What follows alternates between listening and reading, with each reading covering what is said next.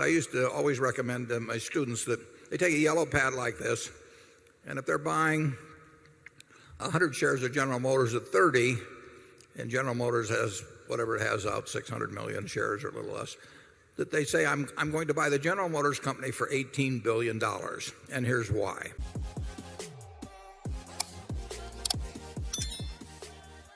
Good morning. I'm Thomas Kamei from San Francisco. I'm 17 years old, and this is my 10th consecutive annual meeting. You must be a PhD by now at least. Mr. Buffett and Mr. Munger, I'm curious about what you think is the best way to become a better investor. Should I get an MBA? Get more war experience? Read more Charlie Munger almanacs? Or merely is it genetic and out of my hands? Well, I think you should read everything you can. I can tell you in my own case, I think by the time I was, I know by the time I was 10, I'd read every book in the Alma Public Library that had anything to do with investing, and many of them I'd read twice. So I don't think there's anything like reading, and not just as limited to investing at all, but you just got to fill up your mind with various competing thoughts and sort them out as to what really makes sense over time. And then once you've done a lot of that, I think you have to jump in the water, because investing on paper and doing, and investing with real money, is like the difference between reading a romance novel and doing something else. So there is nothing like actually having a little experience in investing. And you soon find out whether you like it. If you like it, if it turns you on, you're probably going to do well on it.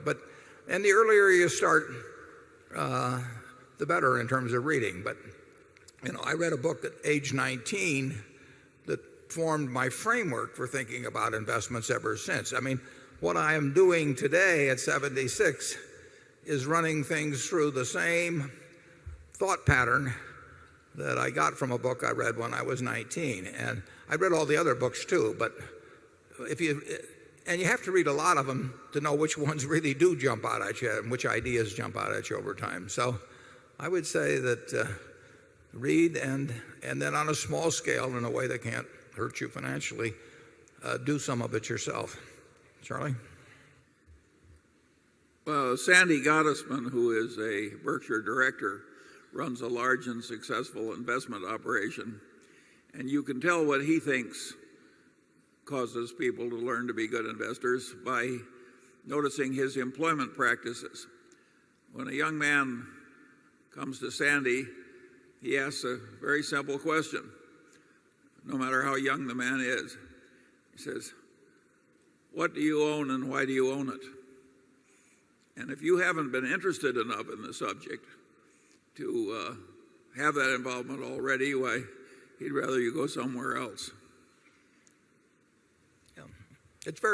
That whole idea that you own a business, is vital to the investment process. I mean, if you were going to buy a farm, you'd say, I'm buying this 160-acre farm because I expect that the farm will produce 120 bushels an acre of corn, or 45 bushels an acre of soybeans, and I can buy the fertilizer. You go through the whole process.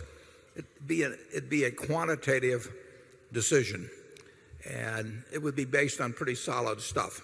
It would not be based on what you saw on television that day. It would not be based on what your neighbor said to you or anything of the sort.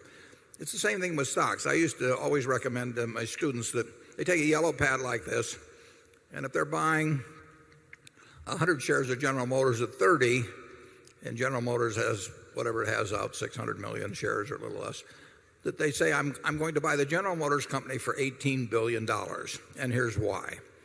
And if they can't write a good essay on that subject, they've got no business buying 100 shares or 10 shares or 1 share at $30 per share, because they are not subjecting it to business tests.